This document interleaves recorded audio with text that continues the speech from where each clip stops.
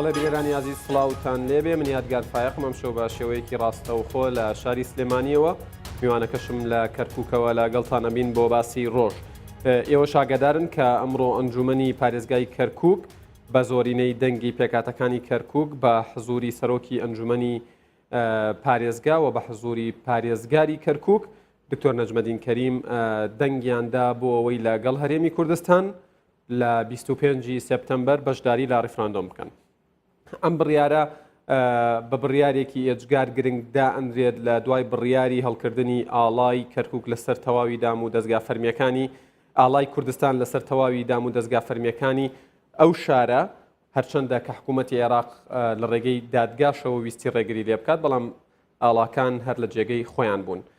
مەبەستمە لەم بەرنمەیە لەگەڵ کاک محەممەد عوسمان ئەندامی پەرلەمانی عێراق قسە لەسەر کۆمەڵێک تەوەر بکەین لەوانە گرنگی ئەم بڕیارە لە ئێستادا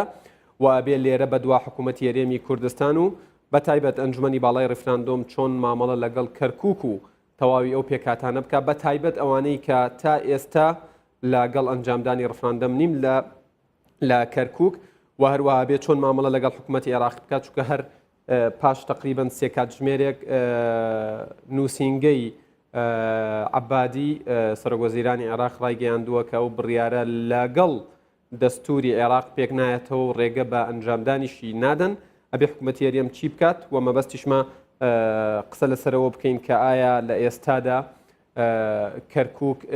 چ تەحەدایەکی دیکەی لە بەردەمە هەر لە حەشدی شعبی هەر لە داعش هەر لە مامەڵەی تورکمان و عەرەبەکانی ئەو شارە لەگەڵ ئەم پرسەدا. کاک محەممەد عوسمان ئەندامی پەرلەمانی عێراق لە کەرکووکەوە لەگەڵمانە سڵاوتان لێبێت ئەمێ بەو پرسیارە دەست پێ بکەم. ئەمڕۆ ئەنجومەنی پارێزگای کەرکووک بڕیاریدا لەگەڵ هەرێم لەوێش لە شارەکەیان لە پارێزگاکەیان ڕیفراندەم بەڕێوە بچێت. ئەم بڕیارە چ گرنگیەکیە لە ئێستادا؟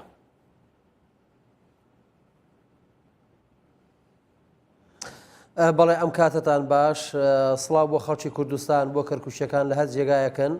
لە ڕاستیە ئەو بڕیارەی ئەمڕۆی ئەنجومەنی پارێزگای کەرکووک بە بڕیارێکی مێژووی لە قەڵەمەدەین ئەوە کەرکووک و کەرکووچیەکان زۆر دەمێکە خەباتەکەن بۆ ئەوەی کە بگەڕێتەوە سەر هەرێمی کوردستان و هەروەها ئێمە شۆڕشی ئەیلول و چەند شۆڕشە ترشمان لەسەر کەرکووک داناوە و ئێستاکە فرسەتی بۆ کورد دروست بۆ خۆزگەن نەک ئێستا هەر لە 2023 و بە دوای فرسەتەکان ترشە هەم بۆ وەک چۆن بۆ گەڕانەوە بۆ سەر هەرێمی کوردستان کە بەداخەوە کە هەرێمی کوردستان ئیسجابەی نەبوو و هەروەها هەڵکردنی ئاڵای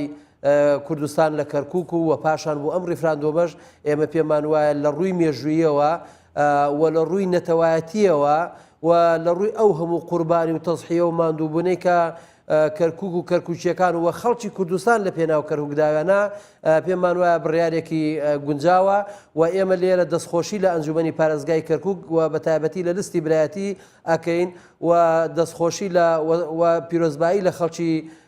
کەرکووک بەگشتی و کوردستانش بە شێوەیەکی تایبەتر ئەکەین کە ئەمە جارێکی تر بەرپرسانی کورد لە شارەکە توانیان بڕیارێکی یەکجار مێژووی گرنگ دەربکەن بۆ یەکە بەڵێ بڕیارەکە بە بڕیارێکی گرنگە زانین و پێمان وایە ئەوەی لە قوت و توانای کەرکووک و کەرکووچیەکان بەرپرسانی کەرکووک ئەنجومەنی پارێزگای کەرکووک بە تایبەت لستی برایەتی هەبوو درێغیان نەکردووە و جێگای فەخر و شانازین بۆ هەموو لایەکمان. بەڵێ کاک محەممەد بە نسبەت پێکاتەکانی کەرکووکەوە کێ ئەمڕۆ لەگەڵ ئەم بڕیارە نەبوو کە ڕیفراندەمی سربەخۆیی لە کەرکووکیش لە کاتی خۆیدا ئەنجام بدرێت کێ دژی وەستایەوە؟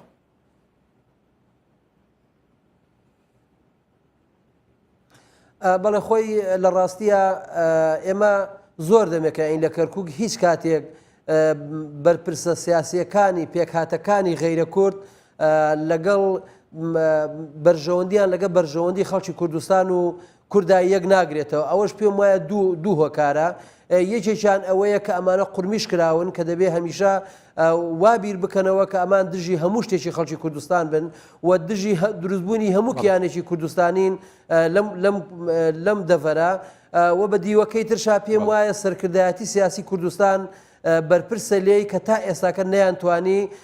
لە دەستورێکدا زامنی مافی پێکاتەکان بکەن لە کەرکووک و ناوچەدا بڕێنراوەکان کە بەداخەوە ئەمە بۆ خۆی یەکێکە لە کەم و کوڕەکانی سەرکردایەتی سیاسی کوردی چونکە ئێمە ڕۆژانە کە ئەکەوینە گفتوگۆ و بناقەشە لەسەر ئەم مەسەلەیە لەگە پێکاتەکانتر ئەوان داوای زەمانەت لە ئێماکەن ئێمەش هیچمان پێ نییە پێیان بگەین جگە لە هەندێک وشە نەبێ ئەو وشانەش ناچێتە جیرفانی هیچ کەسێکە بۆ یەکە دەبوو ئەم بەشەی کە پەیوەندی بە کوردەوەیە بە سەرکردایەتی سیاسی کوردستانەوەیە دەبوو دەستوریەکە بواە لەوێ بەڕوونی ئاماژەی بکردە بە مافی پێکاتەکان بە حەق و حقوقیان بە ئەرکی سەرشانیان بە مانەوەیان بە ئایندەیان بۆ یەکە ئەمەش ینی مافێکی ڕەوایە بۆ ئێستادا سەرکردایەتی سیاسی کورد بە هەموو شێوەیەک جەخت لەسەرەواکەنەوە کە مافی پێکاتەکان لە تەواوی ئەو دەوڵەتی کوردستانی دروست دەکرێت پارێزراو ئەبێت وەکو کوردێک مامەڵەیان لەگەڵا ئەکرێت یەکسانە بن لەگەڵ تاکێکی کووردە ئەگەر عەرەب بێ ئەگەر بۆ نمونە لە ڕووی ئاینی و مەسیحی بێ کلدانی بێ ئاشووری بێت بێزیدی بێت هەمویان یەکسان ئەبن لەو دەوڵەتی کوردستانەیە ون پێشی ناڵێن دەوڵەتی کوردی پێڵێن دەوڵەتی کوردستانی ئایا ئەمە کاریگەری لەسەر ئەوە نییە کە ئەمان لەوە تێبگەن کە ئەم دەوڵەتە مافی ئەوانی تیا پارێزراوە بێ یان وەکو خۆت ئاماژت پێدا لە نێوان کەوانەیە کە قورمیش کراون تەنانەت دڵنیاش بن کە مافیان پارێزراوە بێ هەر دژیە بن.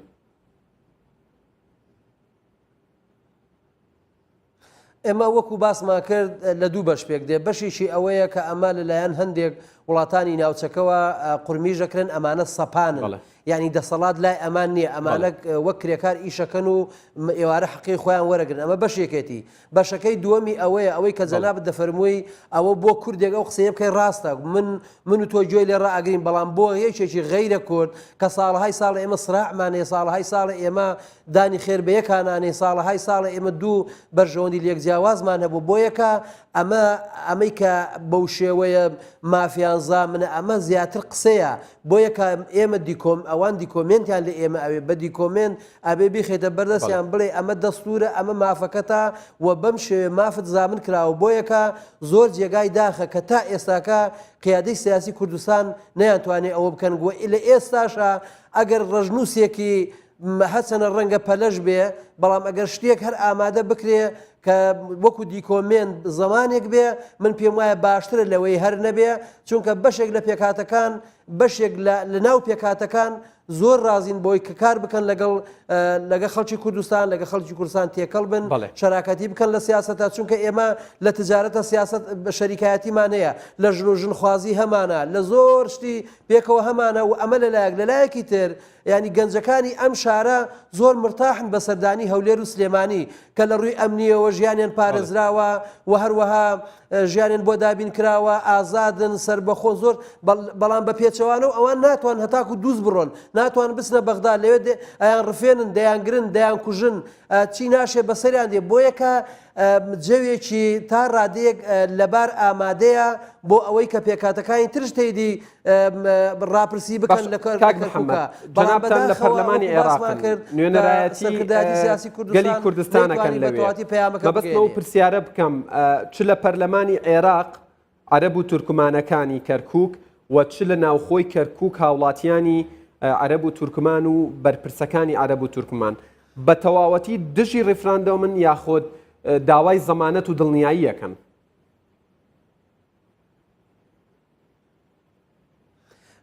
ئێمە لە ڕاستیە ئەوەی کە جۆمان لێ بووە کە تو جەنابەت ئەزانی زیاتر لە 37 کوتلەی پەرلەمانی لە پەرلەمانی عێراق بەشدارە و لەگەڵ زۆربەی هەرە زۆریان کە گفتوگۆ ئەکەین پێش هەموو شتێ ئەڵێن ئەمە کاتی نییە بۆ هەرێمی کوردستان بەڵام بۆ کەرکووک هەر ڕەفزیەکەن ئەمە ڕاستیەکەیە بەڵام من بەلام و زۆر گرنگ نییە ئەمان لەگەڵین یان لەگەڵینی من پێم زۆر ئاسایە بەلام و ئەگە ئەمان تێیدیکەن یان دژ بن هیچ بەنسبەت بۆچوونی من هیچ دەمەسەرەکە ناگۆڕێ بە بۆچوونی من هەندێک لە وڵاتانی ناوچەکە دژ بن یان لەگەڵت بن ئەوەندا کاریگەری بەسەر خودی پرۆسەکەەوە نابێ بەقەدەر ئەوەی کە بێ کورت بێکەوە ناوماڵەکەی ڕێک بێ ینی ئێمە بۆ ئاگداریت پێم خۆشە ئەو ڕاستیە لێرە و ڕایگەێنم ئەگەر بێ و سەرکردایەتی سیاسی کوردستان یەک دەنگ و یەک ڕنگ و یەک گوتار نەبن لە کەرکووک من بەرچاوم ڕوون نییە لە مەسلەی ڕاپرسیە لە کەرکووک چونکە هەموو ڕقەمەکان دیارن من پرسیارێکت لێکم مەبەستمە زۆر بە ڕاشکاوی وەڵامم بیتەوە بۆی پەیامەکە بگا بە سەرکردایەتی سیاسی کورد کورد لە کەرکووک وەکو یەک دەست و بەڵێ یەک دەنگ و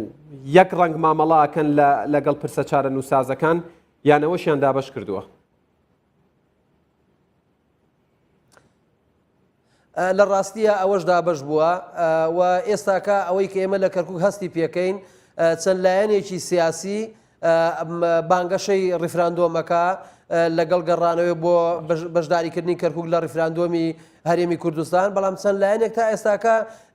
ڕێی جیاوازیان هەیە. مجا بۆ یەک ئەگە ئیجازەم بدەیت بۆ ئەوەی من پەیامەکە بگەێنم. ئێمە عەرەب و کەرکووک عەرەب و تورکمان و بەشێک لە مەسیحیەکانش تەییدی ڕیفراندۆمی کەرکووک ناکەن. ئەوەی کە ئەمینێتەوە کورد و لەگەڵ بەشێک لە پێکهاتەکانی ترە لە یانگری ڕیفراندۆمن کورد تا ئێستاکە ئەوەی کە ئێمە ئاگدارین تا ئێستا بزوتنەوەی گۆڕان لەگە کۆمەڵی ئیسلامیە ئەمانە تا ئێستا بەنی بە فەرمی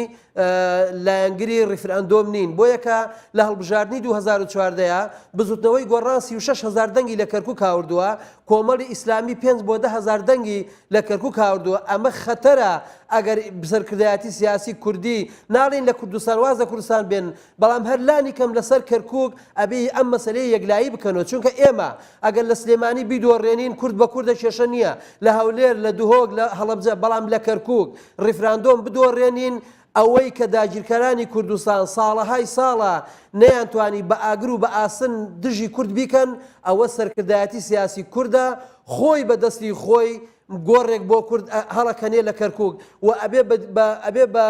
دیکۆمنتێک لەسەر کورد کە هەتایە غەیرە کورد پێکاتەکانی تر ئەیدەنەوە بە چاومانە هەم لە پەرلەمانی عێراق هەم لە حکوومەتی فیدرالی. بۆ یەکە ئەبێ لێرەشەوە هەموو لای دڵنیا ئەەکەم ئەگەر سەرکردایەتی سیاسی کورد حزب بۆ عەفوم کە بەس ئیجازەیەکمدا لێرەوە دڵنیای هەموو لایەکەکەم سەرکردایەتی سیاسی کورد پێکەوە ڕێکەون و هەموو خۆیان ئامادەکەن بۆ ئەوەی ڕیفراندۆم لە کەرکووک سەر بگرێ بیباتەوە و من دڵنیا ئەەکەم کەرکووشیەکان ساز و ئامادەن، بەڵام بەم دابەشبوونەی ئێستاکە بەرچاوم ڕوون نییە. بۆ یەکە دەبێ بە وردی ئەم مەسەلەیە دراسە بکرێ لێی ورد بنەوە ئەو کاتە بڕیاری ئەوە بدەن ئایا کەرکووک بەشداری ڕیفراندۆم بکە یان نەیکە. کاک محەممەد ئەوترێت وەکو خۆشت ئاماژەت پێدا لە کەرکووک لە خانەقین لە دووس لە گوڵاڵە لە سعدیە لە جەبارە لە قەرەتەپە لێرە کوردایەتی وەکو نەوەتەکانی سەدەی ڕابردووە. پێتان وایە کوردێکی کەرکووکی بچێتە سەر سندوقی دەنگدان بۆ ڕیفراندۆم بڵێن نەخێر؟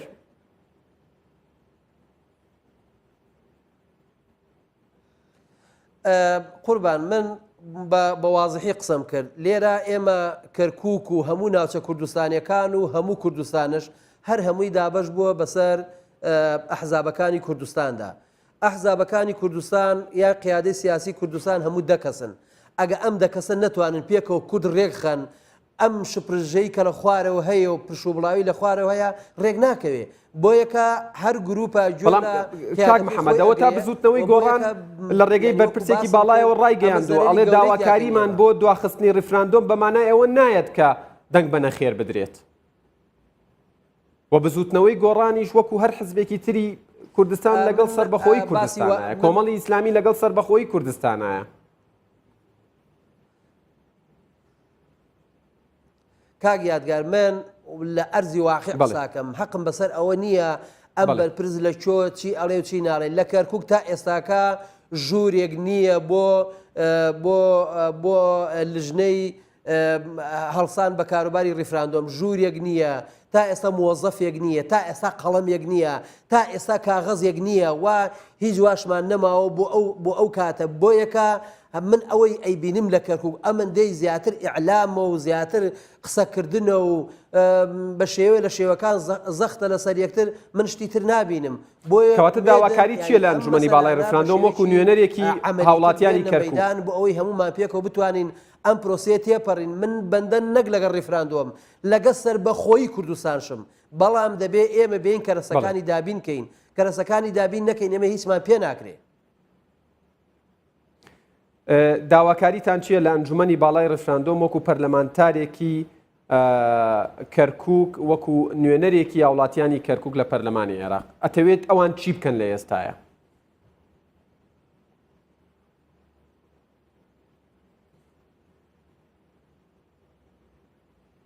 بەڵێ پێم وابێ کاک محەممەد گوێی لە دەنگی ئێمە نییە بەڵێ بینەران هەر بۆ ئەوەی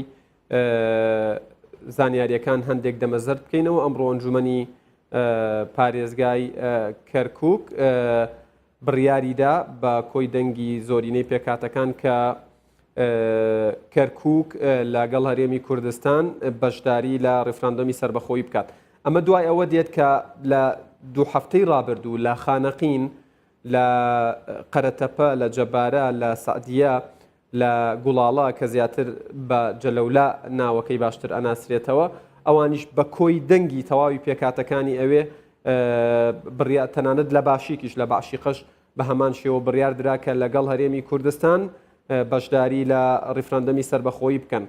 بڕیاری ئەم ناوچانە ئێجگار گرنگە چونکە بە نسبەت ڕەنگە لە پارێزگاکانی هەرێمی کوردستان لە هەڵەبجە بێ لە سلێمانی بێ لە هەولێر بێ لە دهۆک بێ شتێکی ئاسایی بێ کە ئەوان لەگەڵ ڕیفراندۆم بنیان بە شێوەیەک لە شێوەکان بانگەشەی بۆ بکەن بەڵام لە ناوچە کوردستانەکانی دەرەوەی ئیدارەی هەرێم ئەم پرسە گرنگی زیاتری هەیە چونکە ئەوەتانێ هەر ئەمڕۆ دوای و بڕیاری ئەنجومەنی پارێزگای کەرکووک حکوومەتی عێراقی خێرا هاتۆتە سەرخەت و لە ڕێگەی وتەبێژەکەی و وتەبێژی نووسینگەی سەرۆگۆزیرانی عێراق ئاماژە بەوادا کە ئەم بڕیاری ئەنجومەنی پارێزگای کەرکووک بڕیارێکە دژی دەستوری عێراقا لەگەڵ دەستوری عێراق پێک نایەتەوە و ئاماژەشیان بەوە داوە کە ئەنجومەنی پارێزگای کەرکووک وەکو شارێکی عێراقی وەکو ئەوان ئاماژەیان پێداوە مافی ئەوەیان نییە کە باس لە ڕیفراندۆم بکەن تەنان باسی ئەوەشیان کردووە کە لە ڕووی کارگێڕیەوە و لە ڕووی داراییەوە سەر بە حکوومەتی عێراقا مەبەستمە ئەوە دووبارە بکەمەوە لە ماوەی ڕابردوودا لە باسی ڕۆژ کە لەگەڵ جەنابی پارێزگاری کەرکووک ئەنجامدا ئاماژەی بەوەدا کە ماوەی چەندین ساڵە 1 دیناریش وەکو بودجە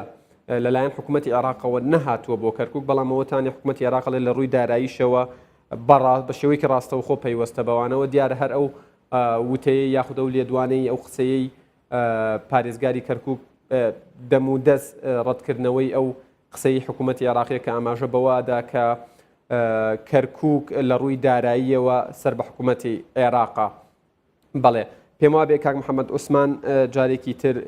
وەرگیرایە و ئێستا گوێی لە دەنگی منە کاک محەممەد مەبەستمە ئەو پرسیارە بکەم کە ئایا بچینە سەر باسێکی نوێ بە نسبەت ئەو بڕیارەی ئەمڕۆی ئەنجومەنی پارێزگای کەرکووکەوە هەر ئەم ئێوارەیە حکوومەتی عێراق لە ڕێگەی وتەبێژی نووسینگەی سەرۆگۆزیرانی عێراقەوە ئاماژە بەوادا کە ئەم بڕیارەی ئەنجومەنی پارێزگای کەرکووک لەگەڵ دەستوری عێراق پێک نایەتەوە و ئاشڵەیە کە شاری کەرکووک و ئەنجومەنی پارێزگاکەی مافی ئەوەیان نییە بڕیارێکی ئاوا من تەنانەت ئاماژە بەوەش ئەدات کە لە ڕووی دارایی و کارگێڕیەوە کەرکووک سەر یاخود پەیوەندی ڕاستە و خۆی بە حکوومەتی عێراقەوە هەیە ئایا فعلەن لە ڕووی دارایی و لە ڕووی کارگێڕیەوە کەرکووک هیچ پەیوەندیەکی بە حکوومەتی عێراقەوە ماوە؟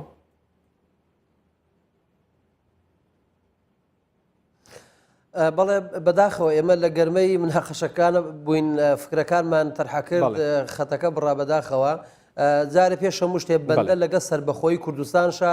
نەک ئەوەی هەر ڕیفراندۆم نەکرێت بکرێ بەڵام کەرەسەکانی ئامادە بکرێت سەبارەت بە کەرکووک ئێمە ئەمە چەند جارێک کەرکووک لە 2010 وەگە هەڵە نەبم بە تێک ڕای دەنگی لستی برایەتی کەرکووک داوایان کرد کە کەرکووک بگەڕێتە سەر هەرێمی کوردستان ئیسجابەی نەبوو و لەسەر ئاڵای بەڵێ لە ئاڵای کە ئاڵای کوردستان لە کەرکووک هەڵکرا لە بەغدا زەجێکی گەورەیان نایەوە بۆ ڕیفراندۆمش من دڵنیام هەر ڕزەجە ئەنەنەوە من پێم وایە ئەمانە جگەل لەوەی لە مەرەکەبی سەر کاغەز هیچ کاریگەریشی لەسەر کەرکووک نابێ و ئەگەر ئێمە بشمانەوێ ئەمەی کە دەستمان داوەتێ بمانێت بە جوانی بەڕێیکەین و سەرکەوێ وە کورتیا سەربەرز بێ و شەیدەکانمان لە گۆڕا جارێکی تر ینی بە ڕوحێکی تازە بوو دڵیان بەم خاک و کوردستانە خۆش بێ ئێمە سێشت بکەین بەم سێشتا پێم وایە ئەیبینەوە و سەرکەوتنش بەدەست دێنین هیچ کێشەیەک لەگەڵ ئەو سێشتێ داواکاری خۆشت لە ئەنجومەنی باڵای ڕیفراندۆم بکە بەڵێ بەڵێ یەکەم شت دەستورێکە بێ ئەگە پەلەشی پێوە بکرێ زەمانەتێک هەبێ لەو دەستورە زەمانەتی مافی پێکاتەکان لە پەرلەمانی کوردستان و حکوومەتی کوردستان بکرێ. دووەم ناوماڵی کورد بە هەر نەوعێکە ئەگەر لەسەر کەرکووکش ڕێگەکەونیان ناوسە دابڕێنراوەکان یەکگوتاری کورد یەخستنەوەی ناوماڵی کورد و یاسایەک بۆ ئەم ڕیفراندۆمە دەربچێ. سێمین با زۆر خۆمان مەشغوڵ نەکەین بە بەغا و بە تاران و بە ئەنقەرەوە، ئەمانە هەموو سەپانی ئەمریکان. باشتر وایە ڕێکەوتنێشی تەواو لەگەڵ ئەمریکا بکرێ و لە مەرحەلەی دووهەمە بێ لەگەڵ ئەم وڵاتانەیە ڕاستیەکانیان پێ بڵێ بۆرونە بە تورکیا بە ئێران بڵێ 26 ساڵە ئێمە حکوومەتی لە هەرێمی کوردستان لەکوێ ئێمە بە قەدەر و کە دەرزیەک زەرەرمان بۆتان بووە. لەگە حکوومەتی عراقی سێجە عێراق ڕووخاوە و تەفرت و نابووە دیسان هەر کورد دروستی کردەوە، هەم لە سەردەمی مەلەکیێتە هەم لە سەردەمی ساڵی 1950 هەم لە 2003 بۆ یەکە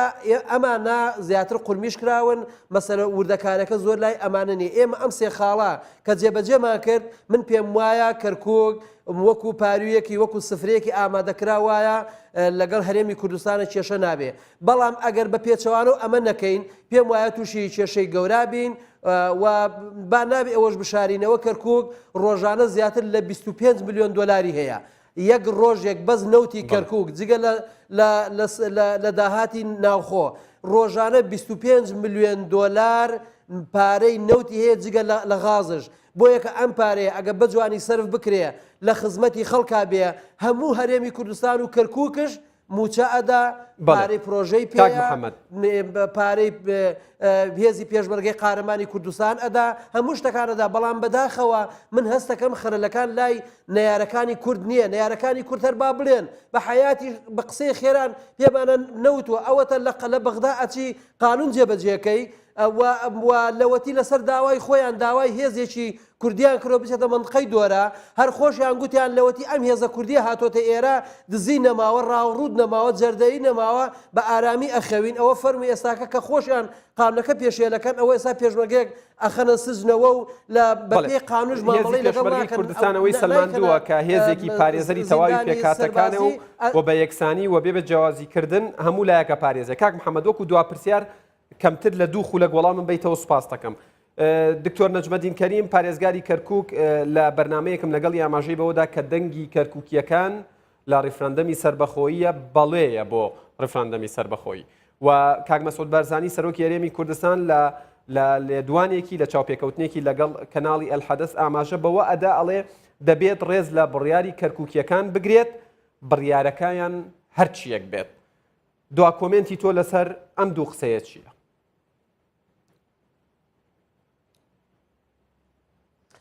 بەڵێ ئێمە تەمان وەکو باسمان کرد ئێمە پێم وایە دەنگی کەرکووشیەکان بۆ ڕیفراندۆمە 50 زاید یەکش ئەهێنێ ئەیباتەوە. من پێم وانێ کێشێکی ئەساسیمان لەو هەبێ، بەڵام بە مەرجێک ئێمە ناوماڵەکەی خۆمان ڕێکخینەوە، ناوماڵەکەی خۆمان ڕێکخینەوە ئەو دەستورەمان هەبێ و پشت و پشتیوانیشی بۆ پیا بکرێ. من پێم وایە لە 100% ئەبێنە، بەڵام بە پێچەوانەکەەوە بەرچاوم ڕوون نییە، چونکە احتیمالە من ئێستاکە یەکێکم لە هاوڵاتیەکی کەرکووک ڕەنگە بە ئارزوی خۆم قسە بکەم، بەڵام کاتێک کە چوینە سەر سندوقی دەنگدان ئەو کاتە کە تۆ مراقبی نێودەوڵەتی و ئومەمی متحیدە و کۆمەڵێ لایەن و منەزەماتی دەولی هات و لێرە بەشدار بوو ئەبێ زۆر بە وریای مامەڵە بکەین. بۆ یەکە دەبێت لە ئێستاوە خۆمان بۆ پرسە ئامادە بکەین. پرسێکی بەسیط نییە، ئاسان نییە، بەڵام کە بردمانەوە دەستکەوتێکی یەکجار گەورەیە، دەستکەوتێکی مێژوویە، هەتا دنیا ماوە کورد شانازی ئەکا بەم دەستکەوتەوە. بۆ یەکە بۆ ئەم دەستکەوتە گەورەیە ئەبێ بە گەورەی لێ بچینە پێشەوە. بەڵێ کاک محەممەد عوسمان ئەندامی پەرلەمانی عێراق لە کەرکووکەوە لە گەڵمان بووی، زۆر زۆر سپاس بۆ و کاتەی بە ئێمە و بە بینەرانت بەخشی.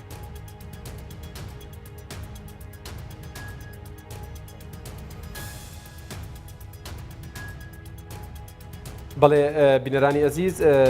باسی ڕۆژ کۆتایی هات تایبەت بوو بە بڕیاری ئەمڕۆی ئەنجومەنی پارێزگای کەرکووک. سپاس بۆ هاوڕێیانم لە سلێمانی لە کەرکووک لە هەولێر تا بەرنمەیەکی دیکە ماڵی ئێوە و کوردستان هەمیشە و هەردەم ئاوەدان بێت. بەخوای گەورەتان ئەسپێرم. خواتان لەگەڵ.